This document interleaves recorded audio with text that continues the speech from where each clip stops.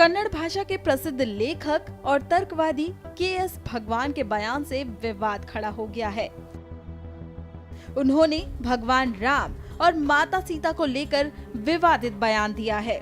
अपने बयान के समर्थन में के.एस. भगवान ने वाल्मीकि रामायण का संदर्भ भी पेश किया है। मांड्या में एक कार्यक्रम को संबोधित करते हुए उन्होंने ये विवादित टिप्पणी की थी।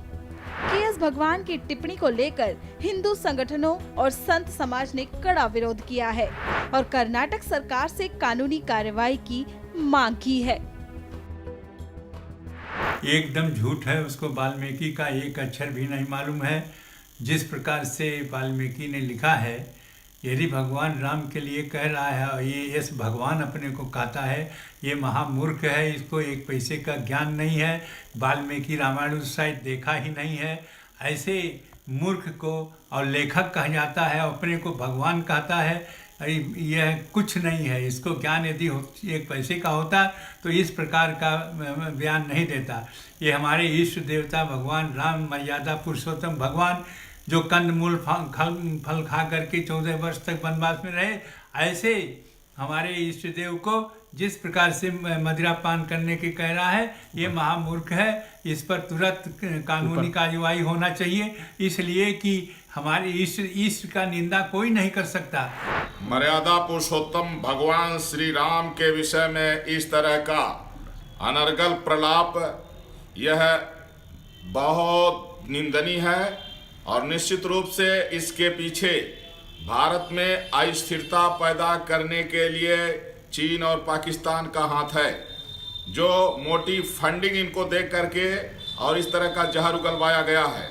मैं कर्नाटक सरकार से मांग करता हूं कि विधिक कार्रवाई उनके ऊपर शीघ्र की जाए। श्री वाल्मीकि रामायण में कहीं भी इस तरह का जिक्र नहीं है और कहीं किसी ग्रंथ में ऐसा नहीं है। कर्नाटक के कि अपने को के.एस. भगवान लिखते हैं, उनको मैं शास्त्रार्थ की चुनौती देता हूं कि हनुमान चालीसा से लेकर ऋग्वेद तक और जिस वाल्मीकि रामायण का चर्चा कर रहे हैं, कहीं भी वो आकर के हमसे चर्चा कर लें, शास्त्रार्थ कर लें। और इस तरह से अगर देश में अस्थिरता पैदा करने के लिए कोई भी जहर उगलेगा तो उसको बर्दाश्त नहीं किया जाएगा। और मैं कर्नाटक सरकार से यहीं से कहा, जितना जल्दी हो सका इस व्यक्ति के ऊपर विधिक कार्रवाई करो, वरना फिर जो है इसका अंजाम बहुत बुरा होगा। कर्नाटक सरकार संभाल नहीं पाएगी। के.एस. भगवान है, ये तर्कवादी नहीं बल्कि वितर्कवादी हैं, और जब नाश मनुज पर छाता है तो पहले विवेक मर जाता है। जिस प्रकार से इन्होंने भगवान श्री राम और माँ सीता को इस प्रकार से अभद्रतापूर्वक अमर्यादित तरीके से और ये बर्बरता दिखाते हुए इनका नाम भगवान है, उसके बाद इस प्रकार से भगवान राम को बोलना पूरी मानव जाति के ऊपर उंगली उठाना है। ऐसे लोगों के ऊपर तत्काल प्रभाव से कार्यवाही करना चाहिए और सनातन संस्कृति को आज जागृत होने की आवश्यकता है, वरना राम न होंगे तुलसी के अरमानों में और काफिर बन के पड़े रहोगे बाबर की तहखानों में। ऐसे कोई आएगा और अपना नाम भगवान रख लेगा और अपने आप को तर्कवादी बता के, अपने आप को लेखक बता के और सस्ती लोकप्रियता लेने के लिए हमारी सनातन संस्कृति के जो हमारे राष्ट्र पुरुष हैं, मर्यादा पुरुषोत्तम हैं, उनके ऊपर उंगली उठाएगा तो ये कदापि भी बर्दाश्त नहीं होगा। और अगर सरकार सख्त से सख्त कार्यवाही नहीं करेगी तो हम सब आंदोलन के लिए बाध्य हो जाएंगे, बाधित होना पड़ेगा। के.एस. भगवान वही लेखक है ना जिनको जो है कर्नाटक में एक अदालत के अंदर में उनके मुख पर जो है कालिक पोती गई थी।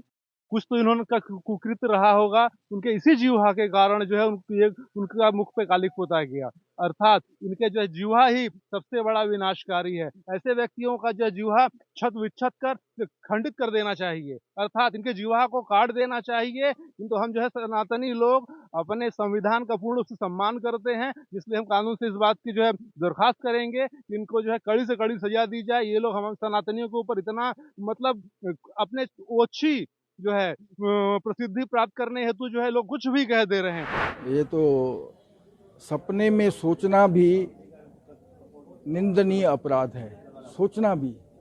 और मैं जो सुन रहा हूँ तो भगवान न करे ऐसा फिर दिन देखना पड़े कि ऐसे शब्द सुनने पड़े, कोई मुझसे ऐसे सवाल पूछे। बड़ी मन में पीड़ा हो रही है। ये प्रश्न आप लोग किसी से क्यों पूछ रहे हैं? अब जो कह रहे हैं तो उनको तो किसी मनोवैज्ञानिक को दिखाना चाहिए।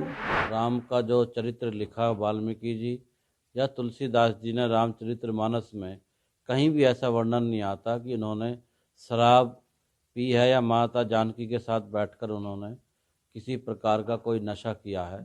ये केवल कम्युनिस्ट विचारधारा के लेखक हैं और इनका उद्देश्य है केवल ऐसे जो जिनको पूजा जाता है देवी देवताओं को, उनके बारे में ऐसी अभद्र टिप्पणी कर सस्ती सुर्खियां कैसे बटोरी जाए, केवल इसके पीछे यही उद्देश्य है।